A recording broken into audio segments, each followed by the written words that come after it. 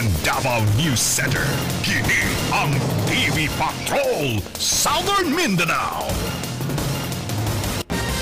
Nakadeploy sa kadalanan kung asa gipahigayon ang protesta kalabot sa martial law anniversary. Ang kapin 300 ka mga pulis, apil na ang mga sakop sa Task Force Davao ug Police Auxiliary. Nanaad ang silang magpatuman og maximum tolerance, pero nanawagan sa mga rallyista nga himuong malinawon ang protesta. Nagapatrol si Berchan ang Chay.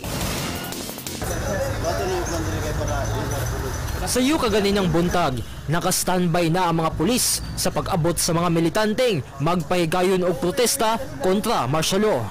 Gideploy ang mga pulis sa mga dalan nga agian sa mga rallyista.